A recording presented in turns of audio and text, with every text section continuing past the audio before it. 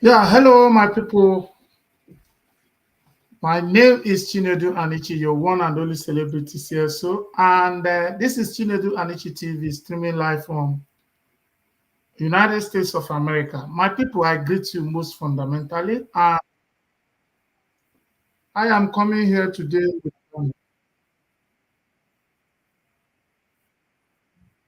a spirit of joy, a spirit of appreciation, the way you people have always assisted and followed this platform. So I greet you. Good morning, depending on where you're watching me from. Good afternoon and good evening. For those of you who are outside United States, I don't know your time zone, but um, this is Chinedu Anichi TV, and we're streaming live from United States. And today is our another talk show, a segment of another talk show. And today we will be having one of our great brothers, originally from Nigeria but residing in North America. So today we'll be having Blessing O. Josiah. Blessing O. Josiah is a medical practitioner. He will explain himself when he comes. I don't need to blow the trumpet. So, and we will be talking about public health, or what we call health is wealth. Health is wealth, or public health is wealth, whichever way it goes. But what is important is that if there is health, that is when you can boast of wealth. And exactly today, we'll be having him and showing the kind of person he is. He's already here. Very punctual type of person. So, might have the privilege, my people, to bring up our guest speaker for the day, next Blessing O. Josiah. He will tell you much about himself when he comes on. Yeah. Yeah, Josiah, you're welcome. Thank you very much, sir. Yeah. I really appreciate having me here. To the guests and to what viewers in the house, I say thank you for joining us today. As host has said, my name is Blessing Josiah. I'm from Nigeria originally, residing in North America. I'm a registered nurse, public health practitioner, and a professional public health person. I work within the academics, and I've been in the practical sector, clinical, and all other areas. I'm a researcher. I believe so much in data and use of evidence in terms of making decisions, and that is public related, government related, and human related. So today we'll be talking about health as it pertains to the public arena, in terms of how it relates to wealth, how it relates to your well-being and the interconnectedness with how much you can really stay happy and healthy. And then we'll connect it with the general public and how the community affects you and how you affect the community and vice versa. So I don't have so much to say about myself, but I think we can delve into the process, and in doing so, we'll be able to learn much more about each other. So thank you, Oga Anichi, and I really appreciate your having me here.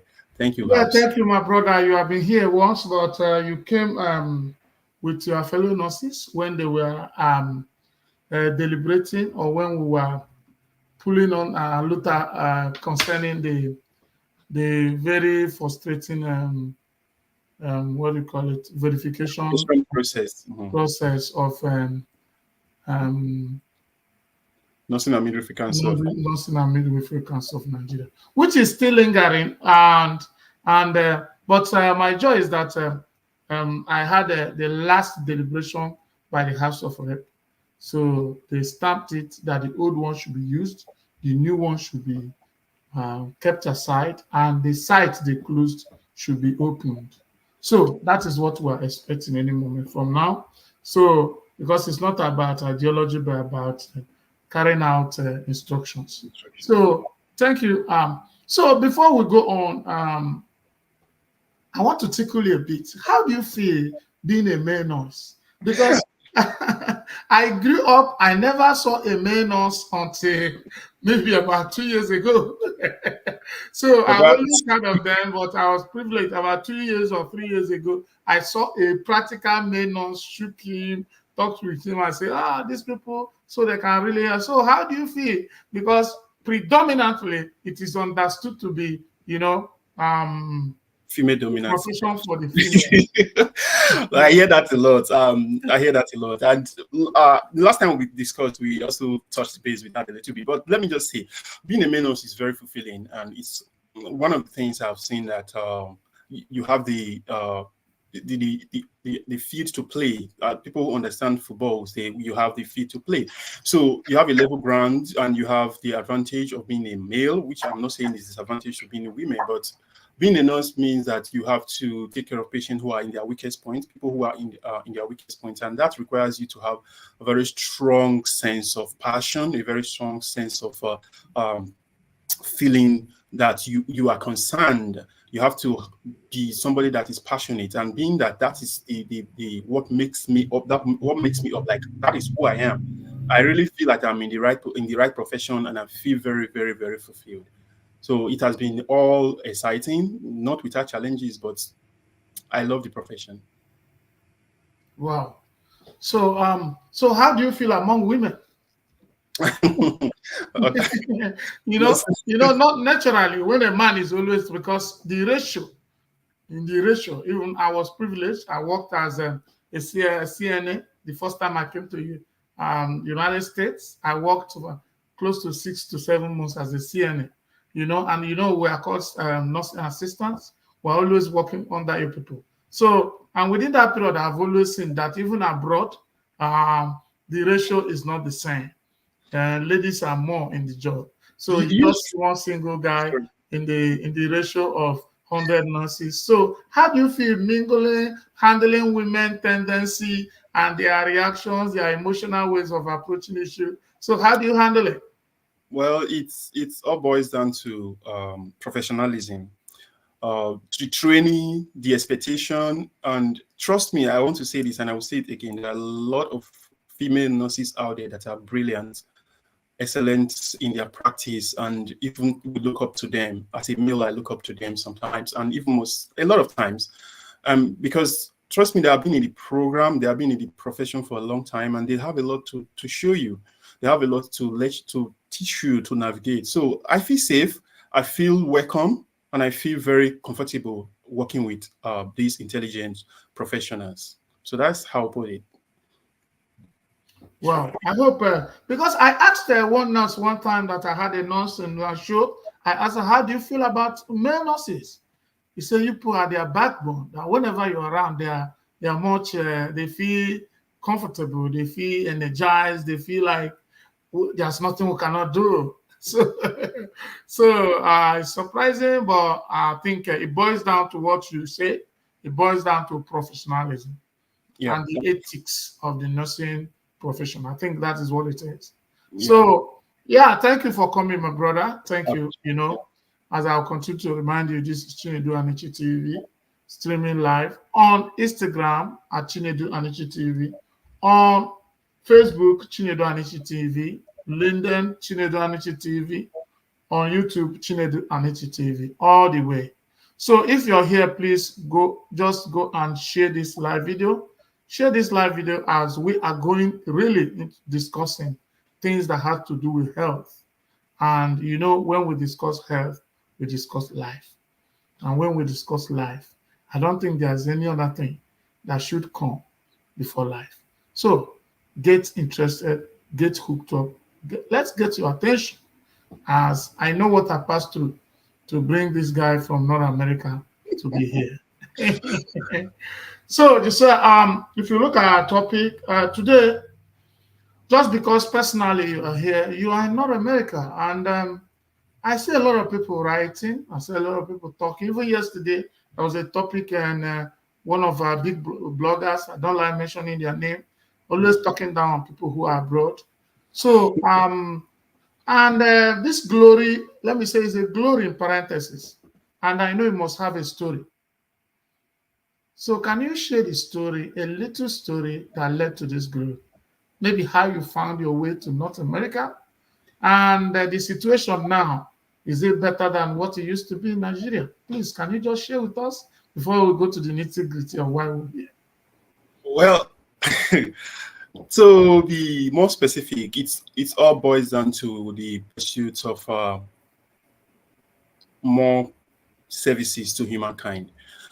From the onset, I knew I was going to be in the healthcare sector from childhood, and I've always pursued that passion.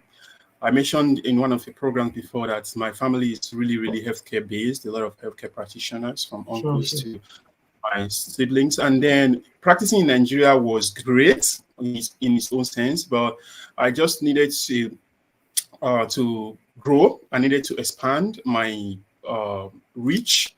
So I had to pursue education, and that's why I found myself out here. Diversify my reach by going into public health, going into health administration and health management as much as I could, and even the academia. So comparing here where I am to back to Nigeria is really not playing an equal match, but I can say that so far I have been out here. It's been smoother, but my influence has not only remained within North America. I've been able to give back home in terms of research and leading various processes in the education sector. Also in the healthcare sector, I've been able to connect with the nurses back home. You could remember I was here on this show because of the issue with NMCN. So right from home, I've always been the one who joins the team, who wants to fight for the rights of the people and the betterment of healthcare system and ensuring that the public has what they are supposed to have, what belongs to them, which is the right to have an excellent healthcare system. So coming out here is like knowing more and seeing how things are running, how things are being done in a more developed country. And then that has been something I put in the pipeline to drive back to Nigeria and improve things as much as I can. So the journey hasn't been easy. There have been a lot of hurdles to cross, but at the end of the day, it's been really fulfilling and it's been really productive because I see myself as someone who now is able to push good agendas back home, support good cause, help the needy, and push with educational advancement even within my state and beyond. So it's been a great touch and it's been a great journey, and I'm very happy I choose this line of profession. Wow, that's great and that's touching. So what have you been able to do in Nigeria practically? Okay, So that like why I'm asking you this is that some people, I'm in America too. Some come to America and once they cross the Atlantic Ocean, they have forgotten about where we're coming from. So all that they are learning here, all that you see them talk about is Nigeria is bad, Nigeria is the protest, the this. That's the only thing they know how to talk. They don't talk about what you have acquired here. How do you use it? So please touch one or two things you have been able to do so that it will encourage others well, to emulate you. just a tip of the iceberg is that the connection with me between me and the community in Nigeria is very strong. And in terms of research, I have been able to join the Institute of Nursing Nigeria, Nursing Research Nigeria as a community journal leader, which means I'm leading all the journal clubs across the country and also helping in training upcoming researchers. I've been able to mentor a group of researchers now. Their work is all about being published and so many other works. I have personal mentorship sections with upcoming researchers, students, and the likes, and they come to me and say, I don't know how to do this. Can you show me? I take my time. My WhatsApp is always open. They send me messages, sir, sorry to bother. I say, you are not bothering me. Just tell me what you want and we'll discuss it.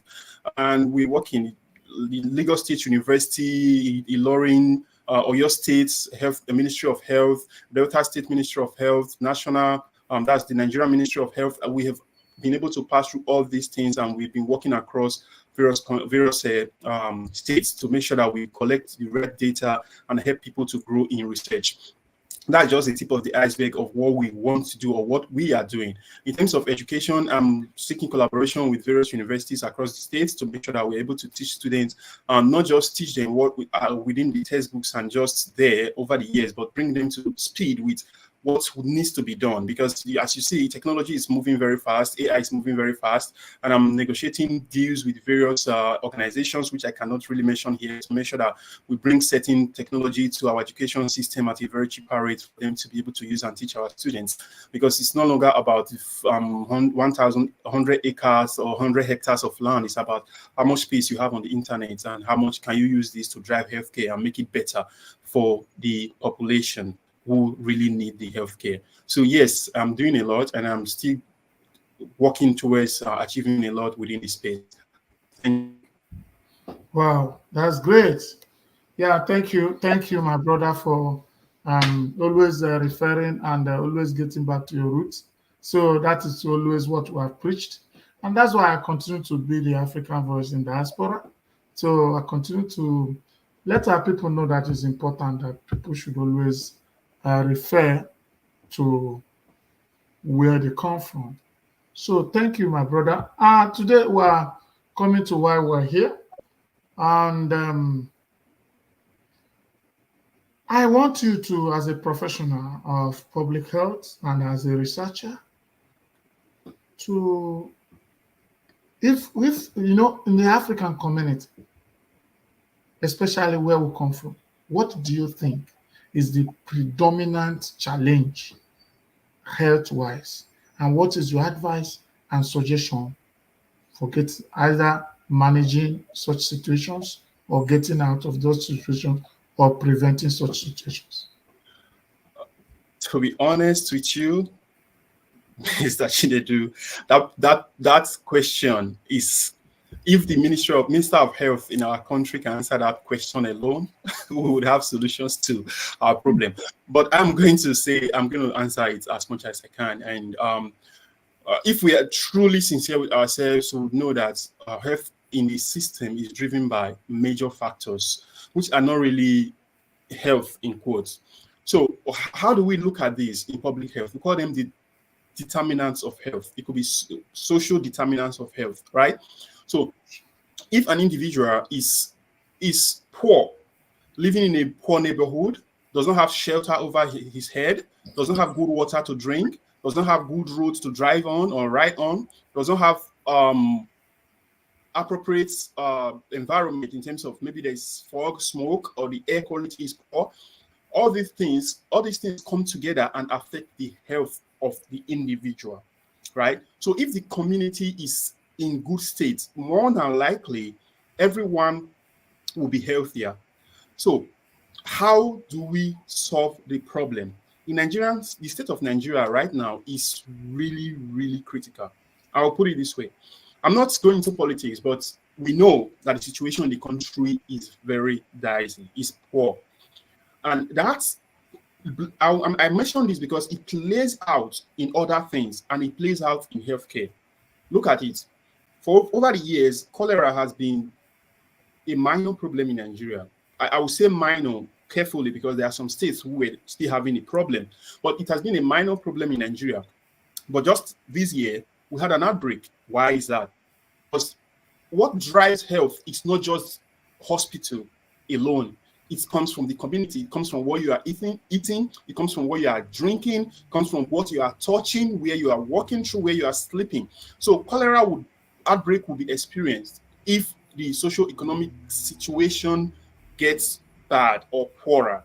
If people cannot afford to throw away food that is not in good condition, if people cannot afford better drinking water, if people cannot afford to even get gas to cook or warm up their food before they eat it, or people cannot get clean water to wash or bathe, they have to drink from the dirty sources. And people are going to all form of shady businesses to make money because they think they can just do it, right? But what I'm saying is this: all these things put together drives health.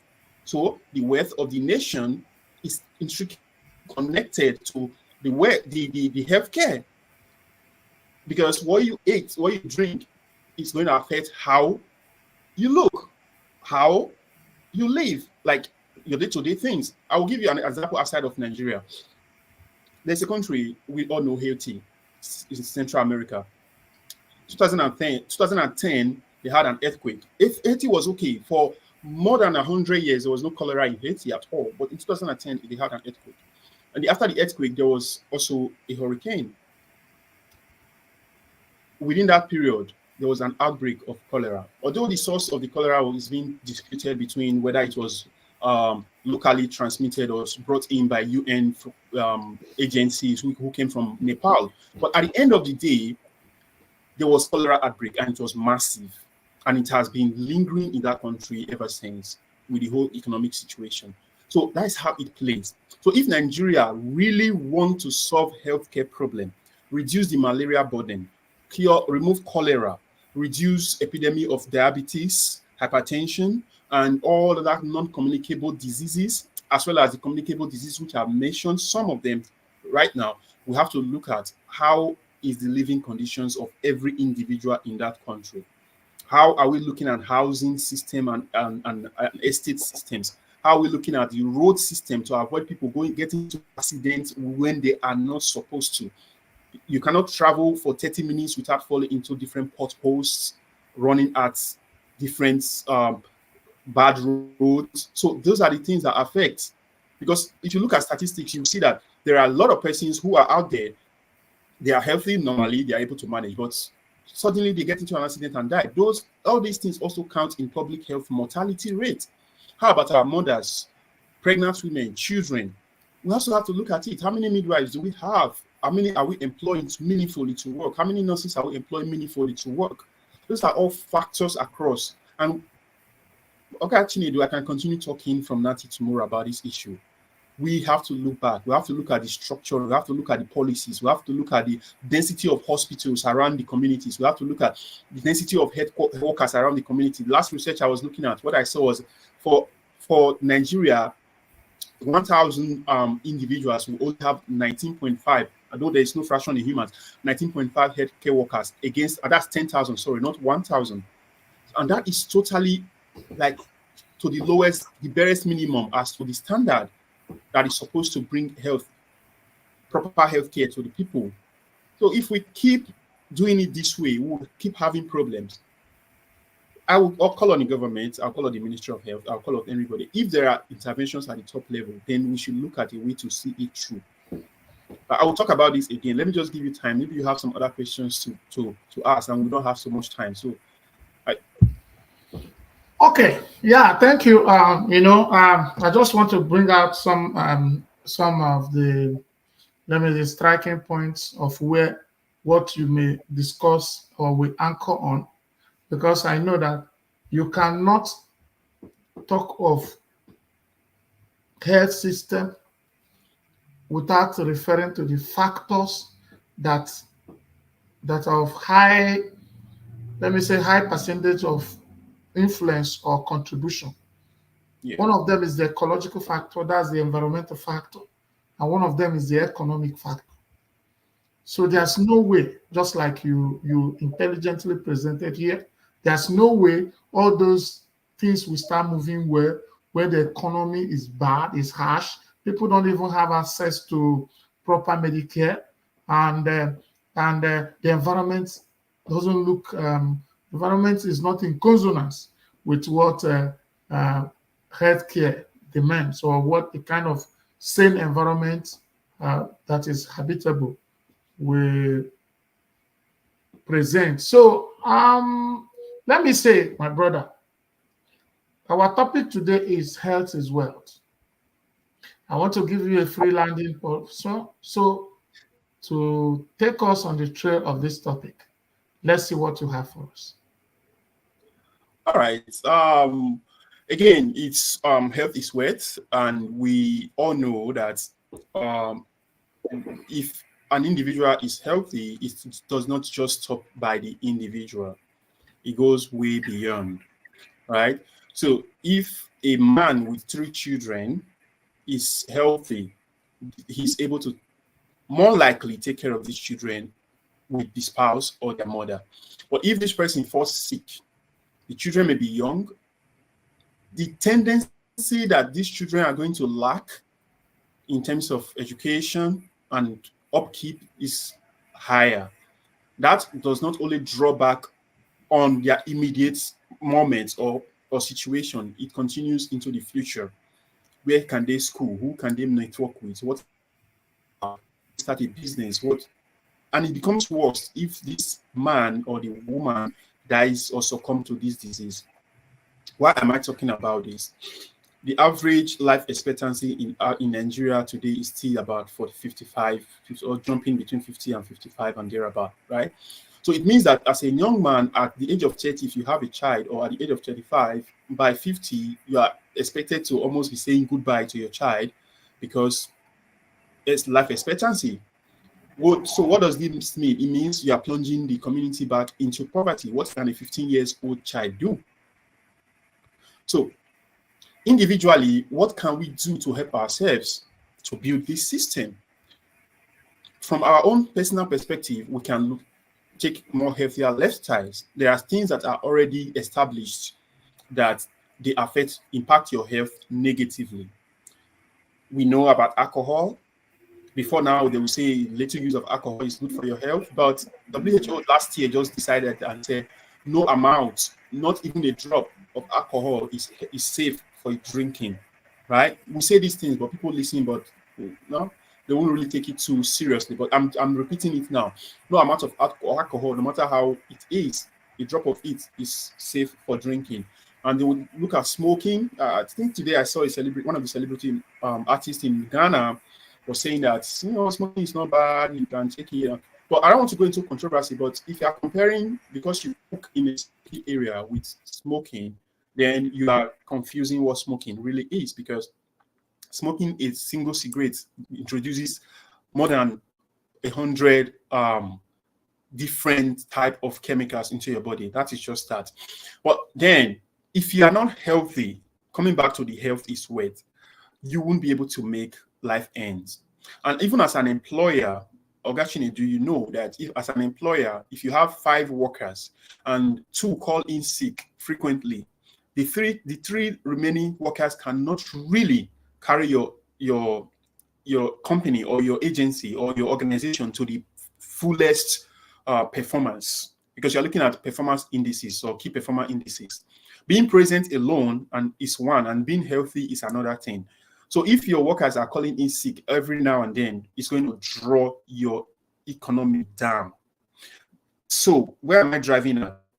As a nation, Nigeria, if the population is sick, people in the hospital, in a community, out of 1,000 adults, you have 600 going about with hypertension, maybe 700 with diabetes, as even the numbers goes on, and even the cancer is on the rise, then it's going to invariably play into performance in the work environment. And when it does, it's going to drop economic viability, both at the family level, individual level, family level, community level, and even states and so on, and down to the federal level.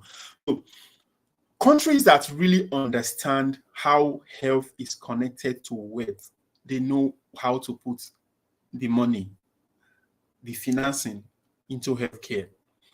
I looked up some data during my research some months ago, and I saw Nigeria is still struggling between 4 point something, about 4.8 of GDP in terms of how much they are putting into healthcare. But the United States, as at the last time I checked, they are putting 16.7% of their GDP in healthcare. That is times 4 difference between how we are focusing on our health and how those governments are focusing on their health. Does it benefit? Yes. So individual level, if you really, really want to stay at the top of your game, God willing, you have to take actions by yourself to stay healthy, exercise, eat right, and just stay away from those things that are already clearly confirmed to be problematic to your health. Then when you are working, and putting in the muscle to make money, you will know you are not going to be spending it on healthcare. Something really played in my head. Look at the country situation, Nigeria today. Maybe you have 20,000 naira and you are sick. Persons are no longer able to go to the hospital for treatment because the cost. Now, let's say you are sick and you have 20,000 naira in your account, and just getting to the hospital alone, you probably need 30,000 for registration. And then treatment, medicine, labs, and tests, and every other thing are not yet in this picture. So it means that some individuals would rather prefer to stay home than to go to the hospital. And one of my matrons whom I work with in past years was talking to me like a few months ago, and she said, my son, the situation is so bad right now that even people bring their family members in dead because they're even scared of coming to the hospital because they cannot pay for it. So it's just at the critical moment after they have tried all the herbs or the concussions that they just say, okay, let's just go take the person. And then the person is brought in dead. So these are the parameters we look at. How serious are people before they show up at the hospital? Are they coming in dead? Are they coming in critical? Are they coming in to because they are sick? Or are they coming in because they want to come and check whether they are, just for checkup? When a community, in the proportion of the persons visiting the hospital are just coming in to check if they are okay, there's a very strong tie between that and economic well-being, because it means people are ready to just go and check because they're not scared of how much it's going to cost. If it's the other way around, where people will stay at home until they are dead or almost dead, then the case is critical, which is what is happening today. So somebody goes to the hospital, and after treatment, you become poorer. And that is the case because we know the Nigerian factor, we all pay out of pocket. So we are not even talking about insurance right now. That's something we have to talk about some other time, because the payment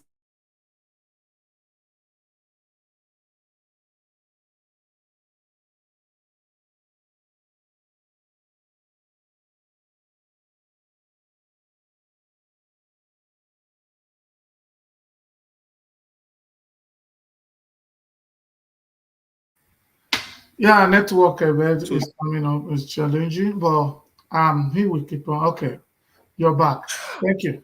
um sorry, I heard less what you heard last. Sorry, I wasn't too sure Yeah, when I went off. you said we will not talk about insurance. It will be something we'll talk Oh, about sure. another. So insurance is another part we'll have to talk about next time because it's just so hectic. All right. And again, Chinedu, this is a serious matter because people are sick, right?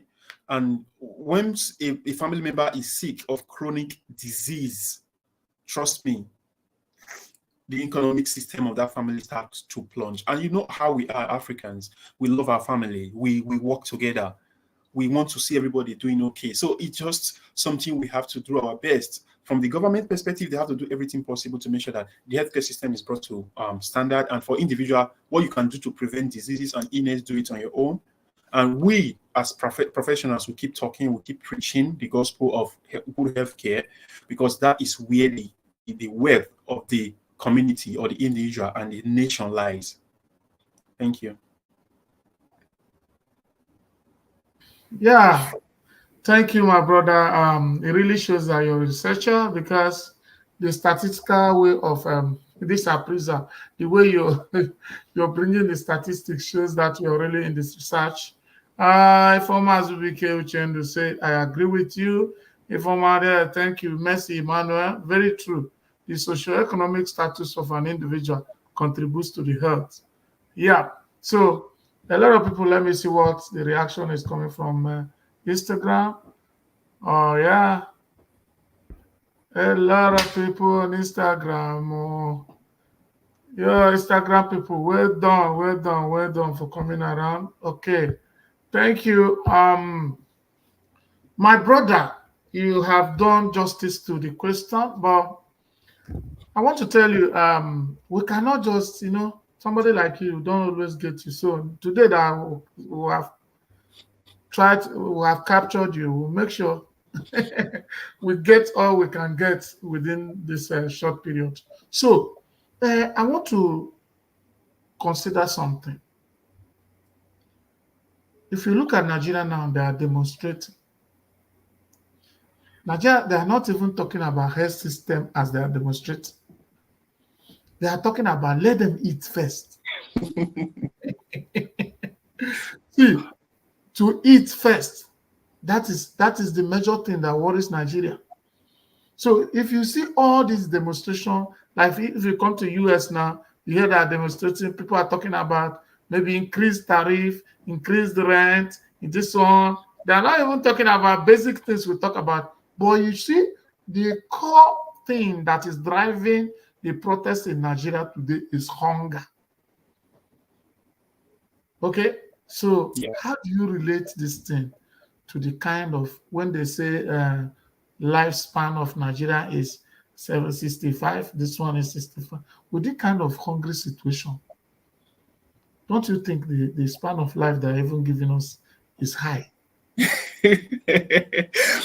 Ah, so yeah, yes, I can say it's not a laughing matter, or it's not an unserious issue. People are dying of hunger. I mentioned how one of the healthcare providers I worked with before, spoke to me as they were discussing that people now die at home and they just bring the body to the hospital, probably to confirm if the person is really dead. So that is how serious things are in Nigeria. And I've talked to some of my friends who are not in Nigeria. Some of them don't seem to understand the degree of this challenge, right?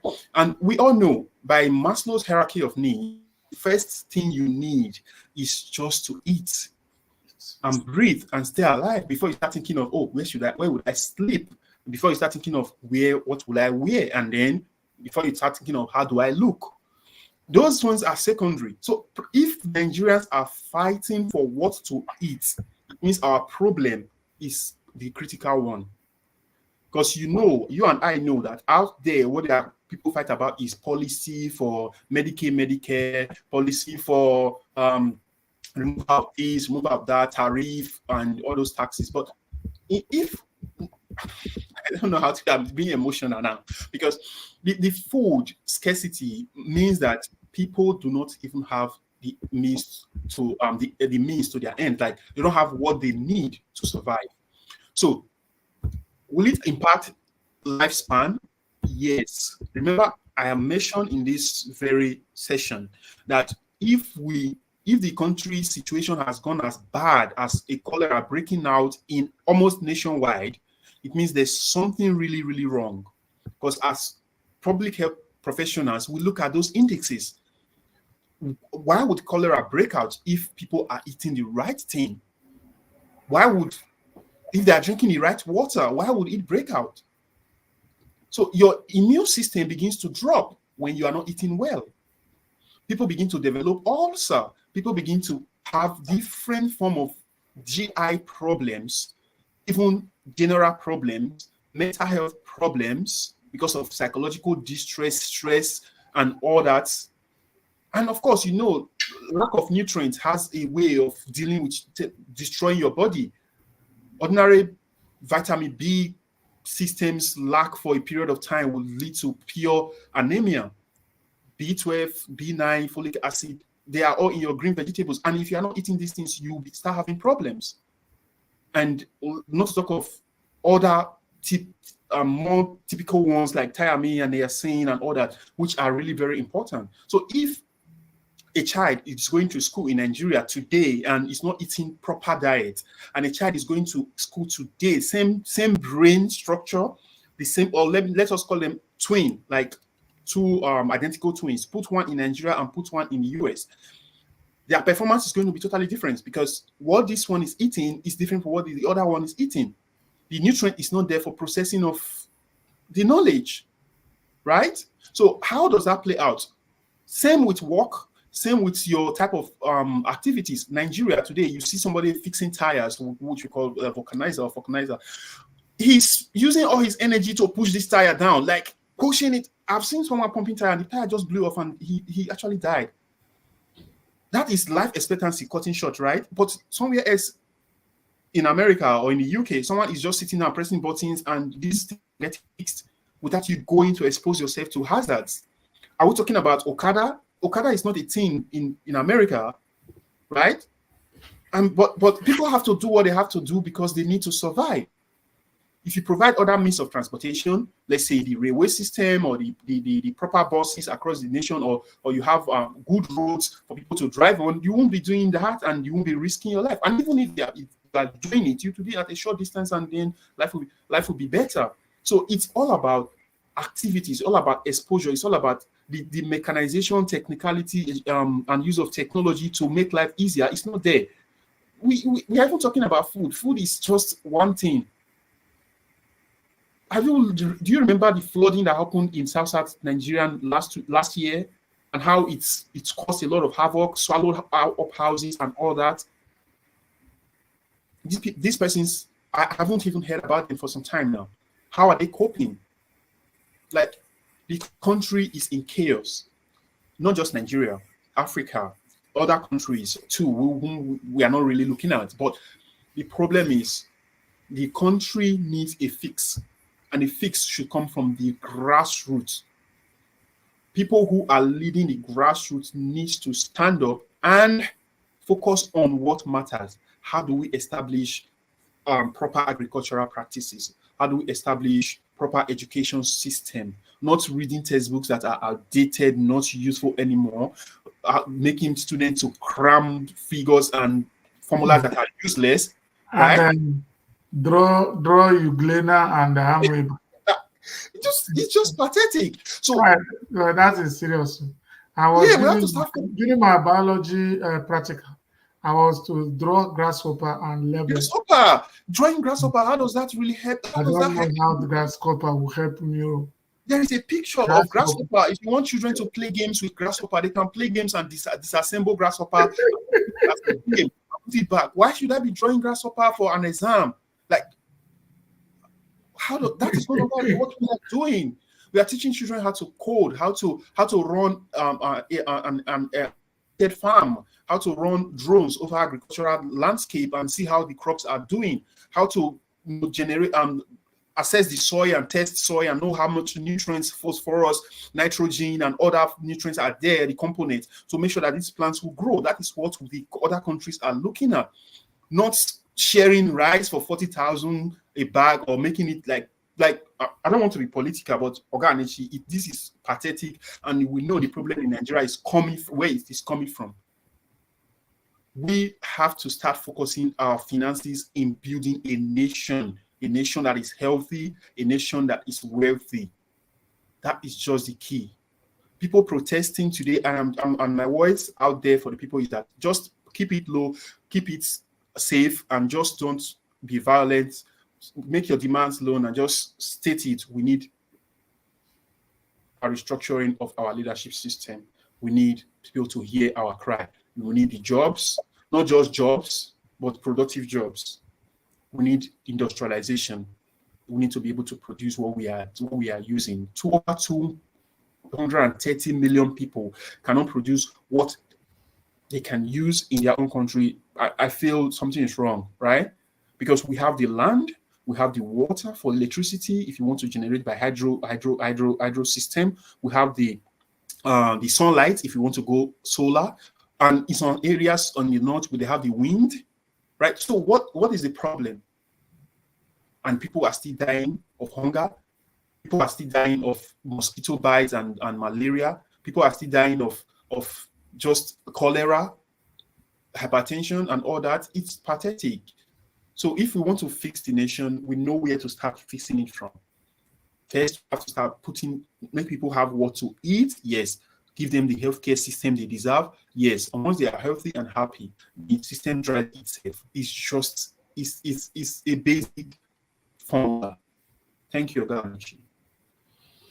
Yeah, thank you, my brother, and that is great. And eventually, the issue we see in Nigeria now about health system is just like you said, let the basic things be provided. That is what will condition longevity, because now who chop? Now who chop first? I will first chop. Now who chop they think of other things. Let's go to the basic language.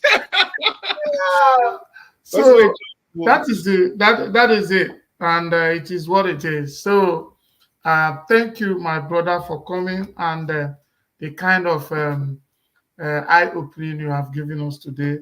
It cannot be overemphasized, but we will continue to ask one or two things to make sure yes.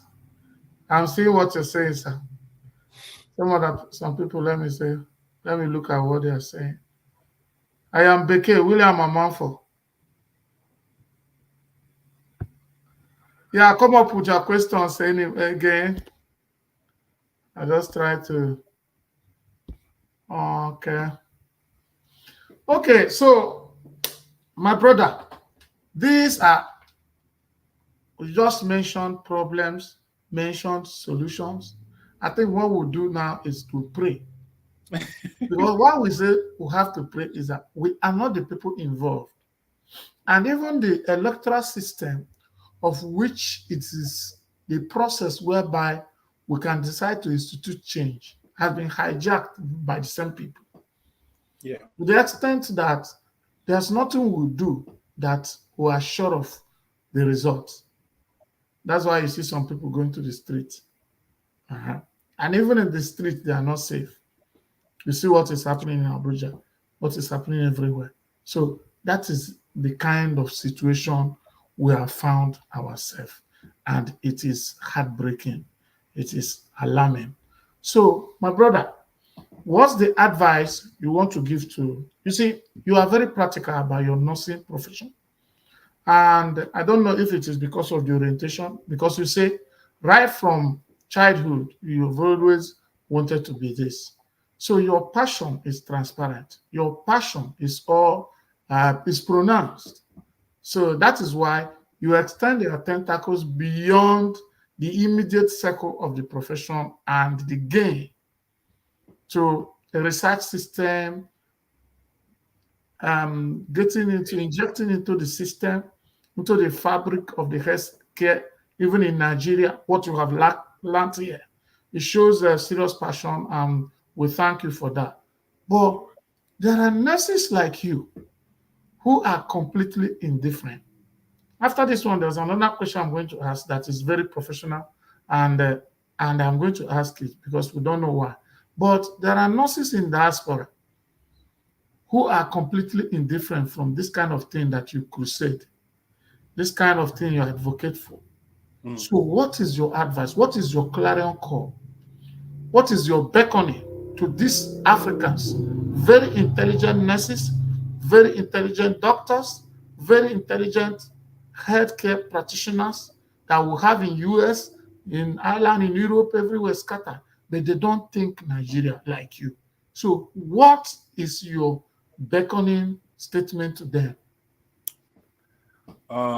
First of all, I would start by saying I will appeal to the nurses out there. The reason I'm saying I will appeal is because it's not everyone that would pass through the system we went through and still want to look back. You understand? So it's an appeal. I will appeal to everyone out there. As you are making your progress, you're understanding that the system, how it works out there, please remember home. Right? Remember, one way or the other, if you can't do it alone, collaborate with others and do one or two things to support the system back home.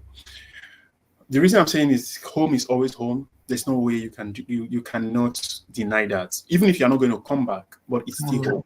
Yeah. So let's just do our best, even if it's just a message you can send out there to encourage others who are upcoming professionals. It's okay. Even if you want to, if you may not necessarily have money, everything I do is not about money, right? But your knowledge, you can just offer to share knowledge with people. That goes a long way in helping them become what they want to become. Sometimes it's just a word of advice. Like someone comes to me and say, Mr. Josiah, I want to become so and so in the nursing line. I don't know what to do next to get to that place. I say, okay, this is what I think you should do. And then sometimes I don't just tell them expressly what they should do. I say, okay, do you know about this? Just find out about this and let me know what you think. And they go and come back and say, oh, I never knew this is in existence. You teach people to become inquisitive. That is also a way of giving back. Because not everybody out there in Nigeria know what you know out here. So information is a way of helping. If you have the money to help, fine. It's not mandatory, but always have that chill of concern that home is home, our fathers and our children will always need us. Okay, thank you. This thing, what I want to go into now is funny, but it's real. My wife is a nurse, and I have been privileged to stay with a lot of nurses and doctors. I lived with a doctor. There's a doctor that came to Enugu to work that time. He's a young guy, just newly married and moved because that time my family was not around. I told him, "You are a young guy, stay with me." So the doctor lived with me for 8 months. So I had that idea, and I have doctor friends too. So, but this thing I have discovered is that as practitioners, doctors and nurses don't take their own health serious. You see, sometimes you will ask the doctors and the nurses are asking you to check your BP daily, check your. You ask them, when did last did you check your BP? You will find out. I was there with a doctor. I don't want to mention name because he might be watching my program. Okay, I stay with him. Sometimes I'll tell him, bros, because he used to smoke. I don't smoke, but he smokes. So and I'll tell him, check your BP, all this shark drink where you drink this smoke. Say nah, I'll go check. I'll go check. You see that sometimes 1 month, 2 months, he has not checked anything. But he keep reminding me, did you check your BP, all this political something you do when you come back, try and we're advising you professional. So what is the problem? And some nurses, I don't want to be particular. You people always inject people. You always prick people to get blood for sugar test and all these things. But if you see where they want to inject a nurse, it's like gather people to catch her. So why is this kind of thing happening? No, this is a practical thing we have observed. So, but because you're a practical person, that's why I want to bring this question to you. All right, so I don't know in terms of individuals out there. Everybody have their own preference in terms of how much they take their health seriously, whether you are a nurse, a doctor, or anything. Individual perspective, how you take your health seriously, it tends to be just an orientation, regardless of the profession you are in, right? Let's first of all understand that. But secondly, I've interacted with some professionals who are in my field, and some of them, they know what they should do, but some of them, they sometimes suspect that something is wrong with them. But you see, the fear of knowing sometimes also overwhelm them. Not because they don't know that they can be managed. And that's one thing we are looking at, because I was on a Harvard program throughout the first quarter of this year, and I met with a lot of professionals in the Harvard University, and we're looking at self-care among health professionals. And what we notice is that people are willing to give care to others, even to the point that they will break down, but they don't really want to take care of themselves.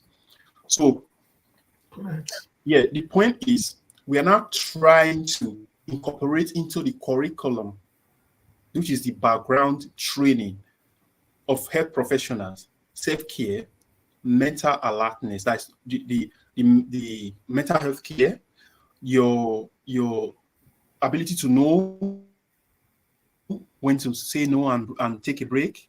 Because what we see outside, the nursing profession, 12-hour shifts, standing and all that, it's not a joke. It plays a lot of it plays on our health a lot, sorry to say. Sure. So we are bringing it back, not just to make the individuals tell them that, oh, you're a doctor, like you say you spoke to your friend. It's no longer at your level where you will be the one to speak to your friend. But we are trying to bring it to the curriculum where you are training people to become doctors. You're also training them self-care simultaneously, so that it becomes a culture of your taking care of yourself. Personally, I go for checkups.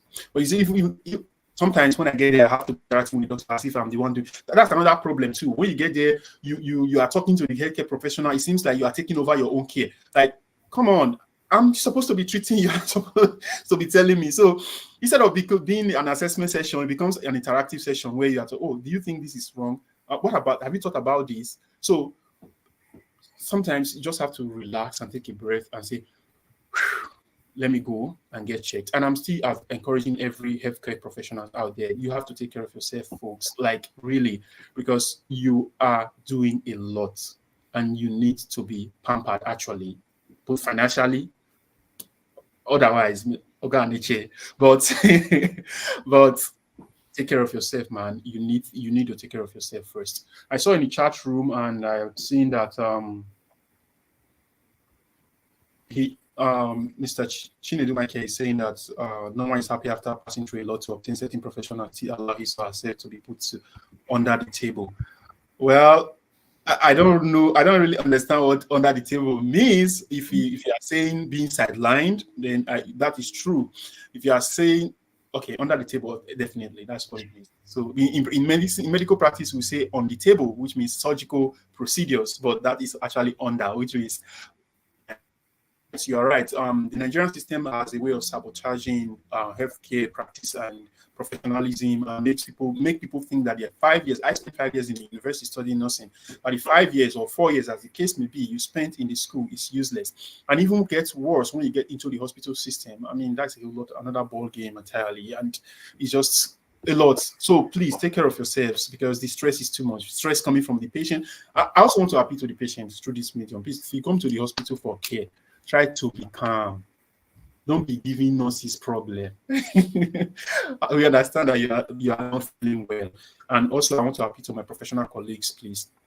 Take it easy with the patients. I mean, you know how it is. When you're not well, you're anxious, you are scared, you don't know what the next answer is going to be. You have given blood, you don't know what the result is going to be like. So any little thing can spark you. So as you're taking care of the patients, please remember that. And also for yourself, take care of yourself. Take a day off. Go on vacation, take a day off, go treat yourself, go meet with friends, and anything you can do to be happy, just do it. You deserve it, because you cannot be working so hard and then not enjoying yourself. Please do, because you need that fun part to stay longer and live longer. Thank you. Yeah, before we draw the curtain, because we have like 6 minutes to round up.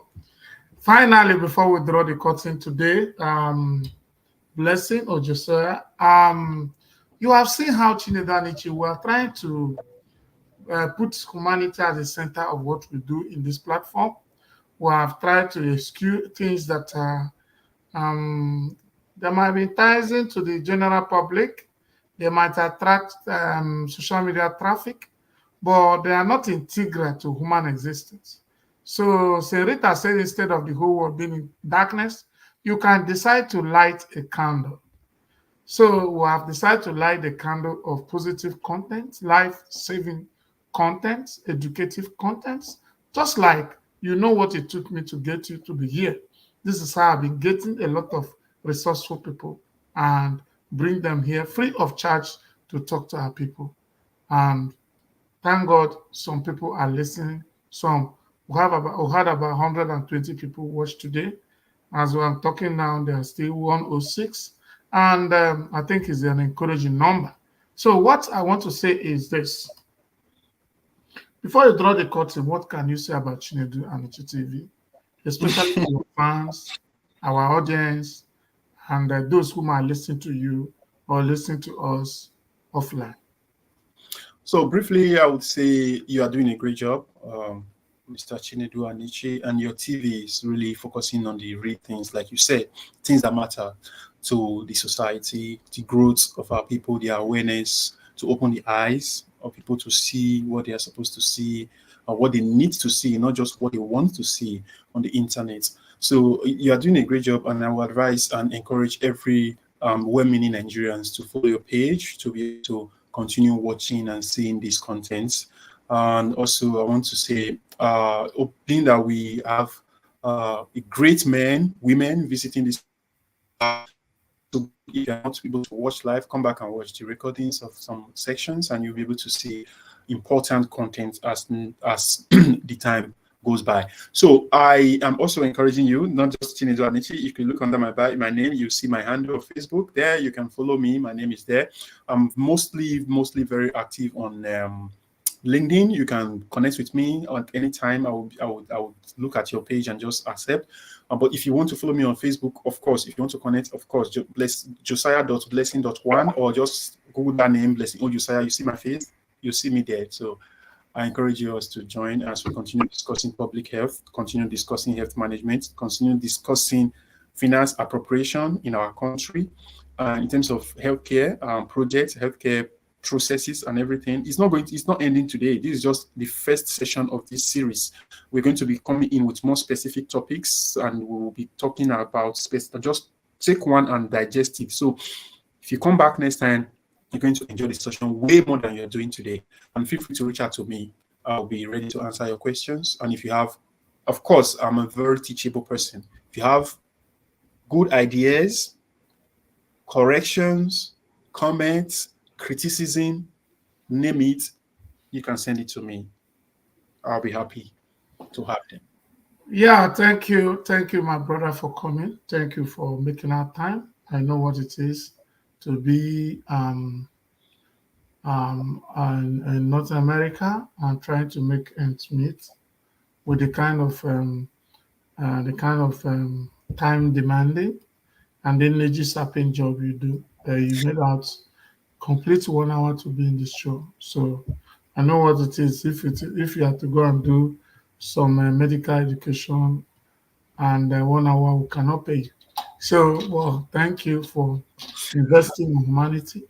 You see, that's one thing I want to say before we close. We have 2 minutes.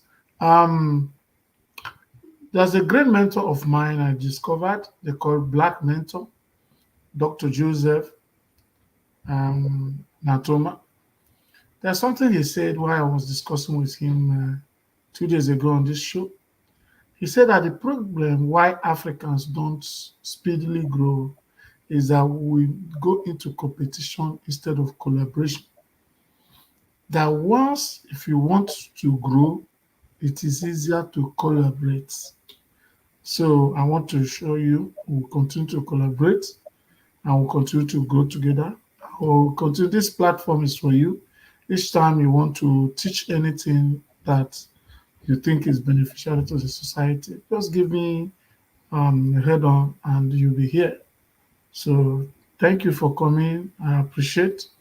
And Thank you so on much. behalf of my family, on behalf of the CHINEDU ANICHI family globally, and the management of CHINEDU ANICHI TV, we appreciate your coming and we sincerely, most respectfully adore this particular sacrifice we have made today. All right. Thank you very much. Thank you to all my family out there, because I believe in on internet family. And those watching from home, Gabriel, Happy, and all of you, all of you. I love you all, and I love you, Daytans. I love you, Agborians. Those people from Agbo, I love you all. I love you as Anagogo people, and I love you, Nigerians. So I'll catch you up with you again on this platform within the next 1 month for another investing session. Thank you very much. Thank you. Thank you, sir.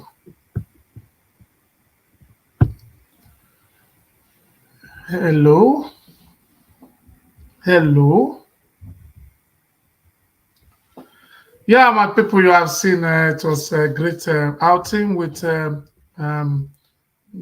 Blessing O. Josiah as a nurse and educationist based. You can see he's intellectually sound and professionally loaded, and you have seen what he was able to do here. So we thank you, and we thank you for coming around to listen. Yesterday there was a giveaway pack we planned, but because money and account was displayed here, Facebook flagged that particular live streaming, so I could not get back to the phone numbers of those people. But thank you for coming today. Thank you for showing up. We're so proud of you.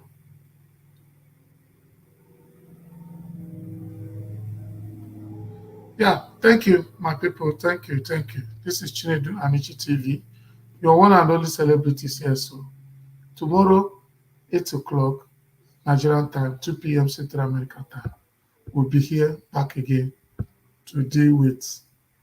There's a big masquerade coming tomorrow. The the CEO of Ingress Group that manufactures vehicles like Innocent will be showing up tomorrow. Please try and be here. God bless you. God bless you. I love you. Take care of yourself. Take care.